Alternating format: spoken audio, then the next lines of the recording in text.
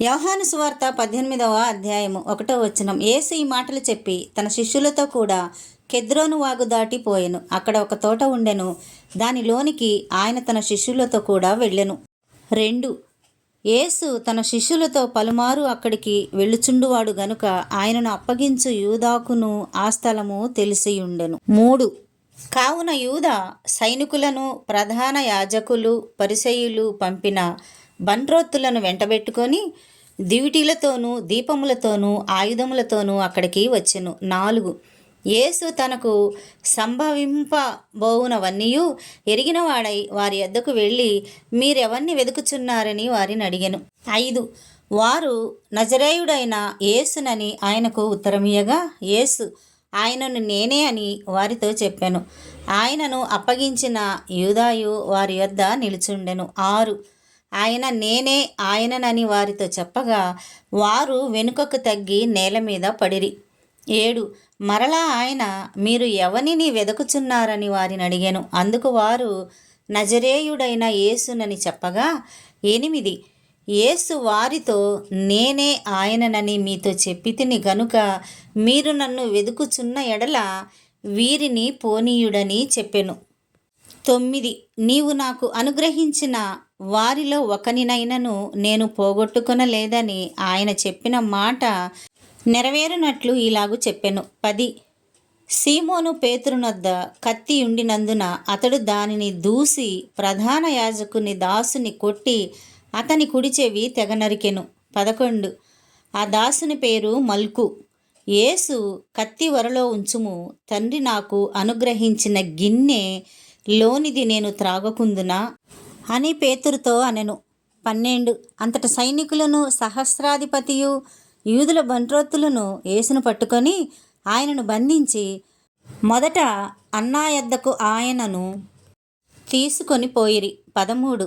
అతడు ఆ సంవత్సరము ప్రధాన యాజకుడైన కయపకు మామ. 14. కయప ఒక మనుష్యుడు, ప్రజల కొరకు చనిపోవుట ప్రయోజనకరమని యూదులకు ఆలోచన చెప్పినవాడు. 15. సీమోను పేతురును మరి ఒక శిష్యుడును యేసు వెంబడి పోవుచుండిరి. ఆ శిష్యుడు ప్రధాన యాజకునికి నెలవైనవాడు గనుక అతడు ప్రధాన యాజకుని ఇంటి ముంగిటిలోనికి యేసుతో కూడా వెళ్ళెను. 16. పేతురు ద్వారమునొద్ద బయట నిలుచుండెను గనుక ప్రధాన యాజకునికి నెలవైన ఆ శిష్యుడు బయటికి వచ్చి ద్వారపాలకురాలితో మాటలాడి పేతురును లోపలికి తోడుకొని పోయెను. 17. ద్వారమునొద్ద కావలి ఉన్న ఒక చిన్నది పేతురుతో నీవును ఈ మనుష్యుని శిష్యులలో ఒకడువు కావా అని చెప్పగా అతడు కాననెను. 18. అప్పుడు చలివేయుచున్నందున దాసులను బంట్రోత్తులను మంట వేసి చలికాచుకొనుచు నిలుచుండగా పేతురును వారితో నిలవబడి చలికాచుకొనుచుండెను. 19. ప్రధాన యాజకుడు ఆయన శిష్యులను గూర్చియు ఆయన బోధన గూర్చియు యేసును అడుగగా 30.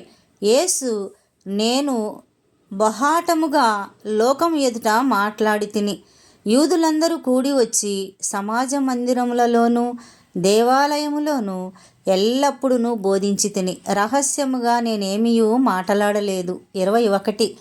నీవు నన్ను అడుగనేలా?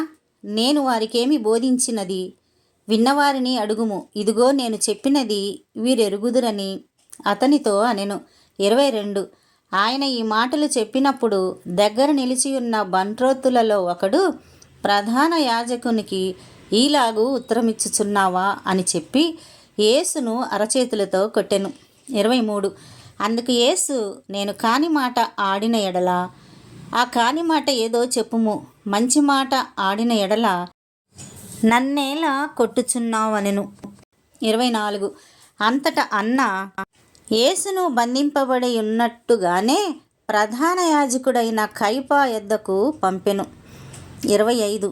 సీమోను పేతురు నిలవబడి చలికాచుకొనుచుండగా వారతన్ని చూసి నీవును ఆయన శిష్యులలో ఒకడువు కావా అని చెప్పగా అతడు నేను కాను, నేనెరుగననెను. 26.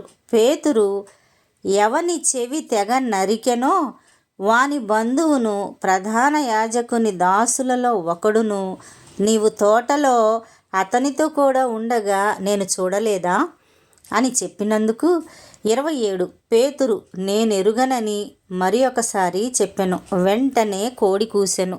28 వారు కయప యొద్ద నుండి అధికార మందిరమునకు యేసును తీసుకొని పోయిరి. అప్పుడు ఉదయమాయెను గనుక వారు మైలపడకుండా పస్కాను భుజింపవలెనని అధికార మందిరంలోనికి వెళ్ళలేదు. 29 కావున పిలాతు బయట ఉన్న వారి యొద్దకు వచ్చి ఈ మనుషుని మీద మీరు ఏ నేరము మోపుచున్నారనెను. 30 అందుకు వారు వీడు దుర్మార్గుడు, కాని ఎడల వీనిని నీకు అప్పగించి ఉండమని అతనితో చెప్పిరి. 31 పిలాతు మీరతన్ని తీసుకొని పోయి మీ ధర్మశాస్త్రము చొప్పున అతనికి తీర్పు తీర్చుడనగా. 32 యూదులు ఎవనికిని మరణశిక్ష విధించుటకు మాకు అధికారము లేదని అతనితో చెప్పిరి. అందువలన యేసు తాను ఎట్టి మరణము పొందబోవునో దానిని సూచించి చెప్పిన మాట నెరవేరెను. 33 పిలాతు తిరిగి అధికార మందిరములో ప్రవేశించి యేసును పిలిపించి యూదుల రాజువు నీవేనా అని ఆయనను అడుగగా. 34 యేసు నీ అంతట నీవే ఈ మాట అనుచున్నావా, లేక ఇతరులు నీతో నన్ను గూర్చి ఇది చెప్పిరా అని అడిగెను.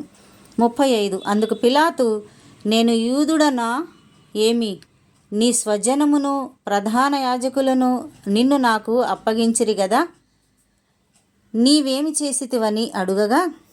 36 యేసు నా రాజ్యము ఈ లోక సంబంధమైనది కాదు, నా రాజ్యము ఈ లోక సంబంధమైనదైతే నేను యూదులకు అప్పగింపబడకుండానట్లు నా సేవకులు పోరాడుదురు గాని నా రాజ్యము ఇహ సంబంధమైనది కాదనెను. 37, 38 అందుకు పిలాతు నీవు రాజువా అని ఆయనను అడుగగా. యేసు నీవన్నట్టే నేను రాజునే.